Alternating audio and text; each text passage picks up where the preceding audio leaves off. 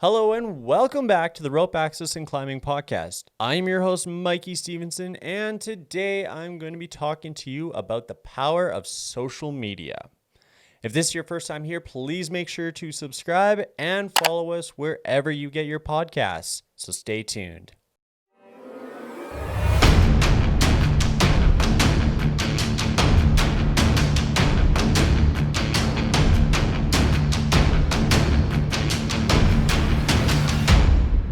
Step into your harness and get ready for a podcast about the vertical world.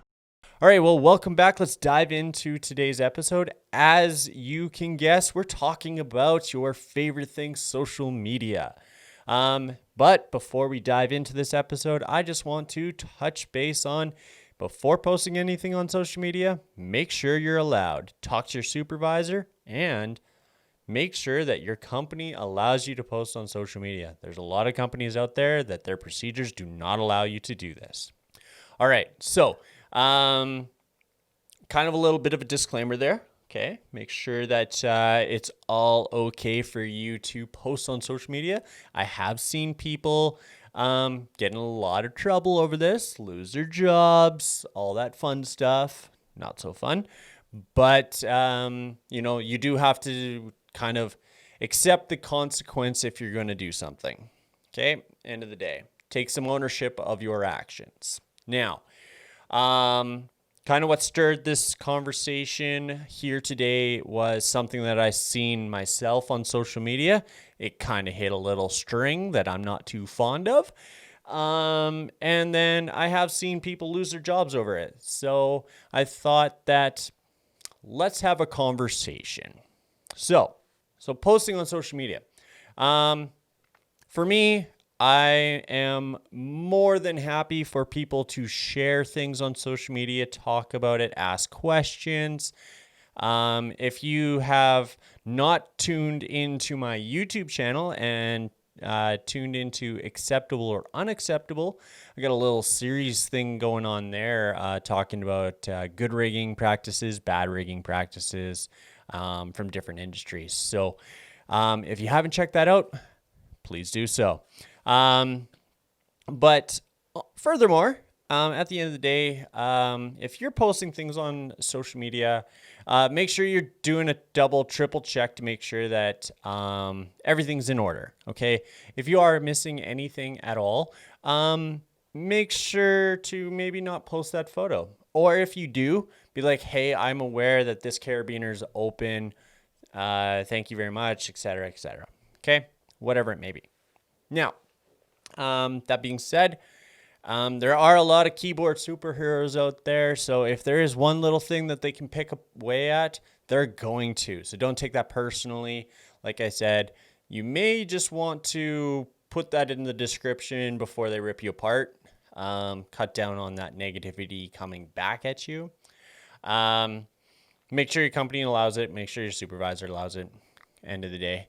But we can use photos, we can use video as great teaching tools to help us and help the industry grow and become a better industry as a whole. And it doesn't matter what industry this is. Like, you may be in the fire service and, you're seeing some rigging stuff that's being done in the mountaineering industry and wondering, hey, can that skill be utilized over here or vice versa? Or you see something in the rope access industry and you're wondering, hey, that's a great piece of gear. Wonder how that would work in the mountaineering industry. And at the end of the day, we do have to keep in mind that all of our industries, no matter what industry it is, they are all intertwined with equipment. Okay. The skills may be slightly different, but we all generally use relatively the same equipment. So we can work with each other. We can learn from each other. Now,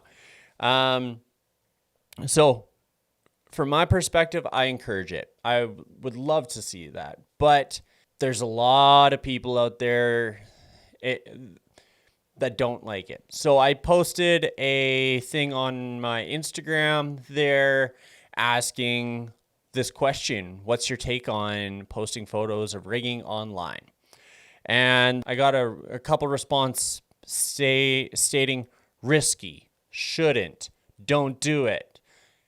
This could be really helpful. So it's kind of like more people are saying don't do it than people are saying do it.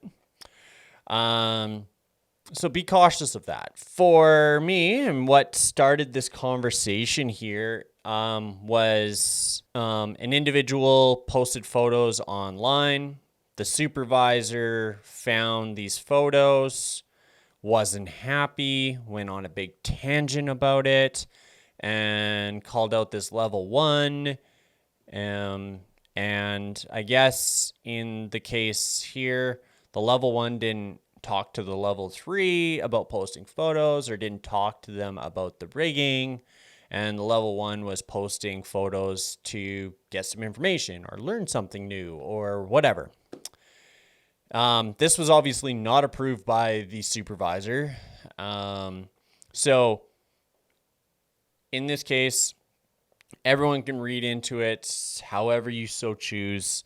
I'm going to kind of explain my version of this and what I see. So I'm going to explain it from my perspective, being the individual on the outside looking in, seeing this tangent online, reading all the comments, and the comment that stuck out to me.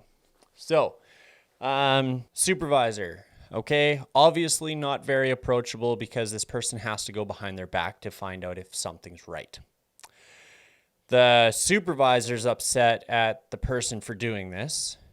And my first question is, was it because the technician was not allowed to post photos because it's a company policy or whatever? Is the person trying to hide something that's sketchy and doesn't want someone to know that it was them that did something? Was there some sort of a dangerous occurrence or a hazardous occurrence that could potentially result from this situation? Those are all kind of questions that I have myself. Now, if the supervisor is not approachable and can't talk to the technician, that is a problem in itself. People skills is a big part of being a supervisor. And if people can't talk to you as a supervisor, you need to look in the mirror and figure out why. Okay. As level 1s, as level 2s, other technicians, it doesn't matter what level you are, but if you can't, you have to be able to ask questions. You have to be able to talk to these people that you're trusting your life on with. So don't be intimidated of your supervisor to ask the questions. Make sure you do ask those questions no matter the outcome. If the person is getting offended by you asking questions, you don't want to work for them anyways. So, at the end of the day, it's their loss, right? But it's also your job to ask that question, your obligation to ask that question, because it's your life on the line and you have to make sure that you're safe. And it's the supervisor's job to ensure that they can explain the situation to you, explain the rescue plan to you. And if they can't do that, they don't belong in that position. So there's a lot of interesting things here, but the comment that came back after reading through all these comments, this one comment about it was, I will not take criticism or suggestions from a level 1. Why? Why will you not take suggestions from a level 1? Why will you not take criticism from a level 1? You don't know that person's background. You don't know that person's history. They may be more certified than you are. You just have a level 3 certification, which, is a level 3 certification. That's what it is. It's an access method. So never rule out your teammates' voice. Their voice is super powerful. And myself as an instructor, I have learned more by brand new level 1s coming into a training course and looking at things from a different perspective or a different industry. And it's mind-blowing how much I have learned from their perspective. So this is a message to the supervisors out there. Make sure that you're approachable. Make sure that you have the ability to explain yourself. At the end of the day, these photos being posted that are potentially being posted behind your back or whatever the case may be, just think about it. When you rig something up, if you have to look over your shoulder because you're like, I don't really know about this, then don't do it. Do better, okay? It's not worth it. What's worth it is doing the job safely and going home at the end of the day. That's what's worth it. So, all right, well, thank you very much for tuning into today's episode. A little bit of a heated subject, I understand that, but at the end of the day, we do have to understand our obligations as technicians and being able to communicate with one another. We also have to understand that we have to take responsibility for our actions. If we post something on social media and someone doesn't like it, you have to take the repercussion for that. If this is something that you've encountered yourself, let me know in the comments. Reach out to me on social media and tell me your story. If you're an individual that posted something on social media and got in trouble for it, let me know what it's about. I want to know your story. I don't have a whole lot of examples myself. I have seen someone get fired for it. I have seen someone get suspended for it.